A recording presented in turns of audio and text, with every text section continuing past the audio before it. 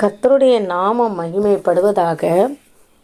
கிறிஸ்துவுக்குள் அன்பான தேவச்சனமே, கர்த்தராய் இயேசு கிறிஸ்துவின் நாமத்தில் உங்களை வாழ்த்துகிறோம், வரவேற்கிறேன். இன்றைய நாளில் வாழ்வு தரும் வார்த்தையாக யாத்ராகமம் 20ஆம் அதிகாரம் 12ஆம் வசனத்திலே, உன் தகப்பனையும் உன் தாயையும் கனம் பண்ணுவாயாக என்று வாக்குத்தத்த வசனத்தில் பிள்ளைகள் பெற்றோர்களை, அதாவது தகப்பனையும் தாயையும் கனம் பண்ணுதல் மிகவும் முக்கியமான காரியமாகும். யாத்ராகமம் 20:12 இப்படியாக சொல்லியிருக்கப்பட்டிருக்கிறது, உன் தகப்பனையும் தாயையும் கனம் பண்ணுத என்று சொல்லியிருக்கிறது. கிறிஸ்துவுக்குள் அன்பான தேவச்சனமே, சகோதரனே சகோதரியே, மிகவும் தகப்பனிடத்தில் மிகவும் தாயினிடத்தில் மிகவும் மதிப்புடன் நடந்து கொள்ள வேண்டும். இந்த நவீன காலத்திலே, அதாவது இந்த கடைசி காலத்திலே அன்பு தணிந்து போகும் என்றும் அறிவு குறைந்து போகும் என்றும் வாசிக்கிறோம். அறிவு வளம் பெருகி போகும் என்றும் வாசிக்கிறோம். நம் வருங்காலத்து தலைமுறையினர் பெற்றோர்களை கனம் பண்ண வேண்டும். எல்லா வயதினரும் தங்கள் பெற்றோர்களை கனம் பண்ண வேண்டும். தந்தை தாயை கனம் பண்ண தேவன் நமக்கு அறிவுறுத்துகிறார். வேதத்தில் எபேசியர் 6:1-3 வரைக்கும் பார்ப்போம் என்றால், உனக்கு நன்மை உண்டாயிருப்பதற்கும் பூமியிலே உன் நாட்கள் நீடித்திருப்பதற்கும் உன் தகப்பனையும் உன் தாயையும் கனம் பண்ணுவாயாக என்று வேதத்தில் சொல்லப்பட்டிருக்குது. உங்கள் வாழ்க்கையில் நன்மை உண்டாக வேண்டும், உங்கள் நாட்கள் நீடித்திருக்க வேண்டும், உங்கள் குடும்பம் ஆசீர்வாதமாக இருக்க வேண்டும், உங்கள் குடும்பம் செழித்திருக்க வேண்டும் என்றால் உன் தகப்பனையும் தாயையும் கனம் பண்ணுகிறவனாய் இருக்க வேண்டும். கிறிஸ்துவுக்குள் அன்பான தேவ ஜனமே, இந்த நவீன யுகத்தில் வாழ்கின்ற மக்களிடையே பெற்றோர்களை மதிப்பதும் அவர்கள் சொற்கேட்டு வளருவதும் மிகவும் குறைந்து விட்டதே என்றே கூறலாம். ஒரு மனிதனுடைய வாழ்க்கையில் தீர்க்காயுசோடும் ஆசீர்வாதத்தோடும் வாழ்வதற்கு அவன் தன் தகப்பனையும் தாயையும் மதித்து நடத்த வேண்டும்.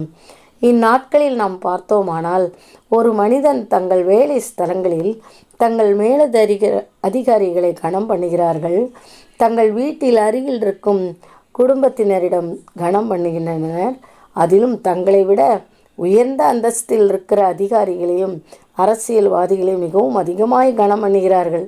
ஆனால் தன் வீட்டுக்குள்ளே இருக்கும் தன் பெற்றெடுத்து ஆளாக்கி தன் இரத்தத்தை பாலாக ஊட்டிய தாயையும் தகப்பனையும் அவர்கள் மதிப்பு கொடுக்கவில்லை. தன் உழைப்பை இரத்தமாய் ஊற்றிய தகப்பனையும் மதிக்க தவறியவர்களாய் இந்த தேசத்தில் இருக்க தான் செய்கின்றனர். வேதத்தில் ஒரு வசனம் சொல்லப்பட்டிருக்கிறது, பெற்றோரிடத்தில் எப்படி ஜீவிக்க வேண்டும். நீதிமொழிகள் 21:22 பார்த்தோமானால், உன்னை பெற்ற தகப்பனுக்கு செவிகொடு, உன் தாய் வயது சென்றவளாகும்போது அவளை அசட்டை பண்ணாதே என்று வேதத்தில் கூறப்பட்டிருக்கிறது. இன்றைய காலகட்டத்தில் கணவன் மனைவி இருவரும் வேலைக்கு செல்கின்றனர், வேலைக்கு சென்று சம்பாதிக்கின்றனர். அதனால் பெற்றோர்கள் பராமரிக்க முடியவில்லையே என்று முதியோர் இல்லத்தில் கொண்டு போய் விடுகின்றனர். இப்படிப்பட்ட பிள்ளைகள் நம் நாட்டில் இருக்கத்தான் செய்கிறது. கேட்டு பார்த்தால், நாங்கள் இருவரும் வேலைக்கு செல்கிறோம், எங்களுக்கு கவனிக்க ஆட்கள் இல்லை, ஆகவே அவர்களை அங்கு கொண்டு போய் விடுகிறோம் என்று சொல்கிறார்கள். இந்த ஏற்பாடு எந்த காலத்திலும் தாய் தகப்பனுக்கு வரக்கூடாது. கிறிஸ்துவுக்கள் அன்பான சகோதரனே சகோதரியே, தேவன் அன்பாகவே இருக்கிறார். அந்த அன்பில் எந்த குறைவும் இல்லை. அந்த அன்பினை நாம் பெற்றோர்களிடத்தில் நாம் காட்ட வேண்டும். அவர்களை நேசிக்க வேண்டும். அவர்கள் சொல்வதை கவனித்து அவர்களை கனம் பண்ண வேண்டும். உபாகமம் 5ஆம் அதிகாரம் 16ஆம் வசனத்தில் பார்த்தோம் என்றால், உன் தேவனாகிய கர்த்தர் உனக்கு கொடுக்கும் தேசத்தில் உன் நாட்கள் நீடித்திருப்பதற்கும் நீ நன்றாய் இருப்பதற்கும் உன் தேவனாகிய கர்த்தர் உனக்கு கட்டளையிட்டபடியே உன் தகப்பனையும் தாயையும் கனம் பண்ணுவாயாக என்று வேதத்தில் எழுதியிருக்கிறது. பெற்றோரின் இடத்தை யாராலும் நிரப்ப முடியாது.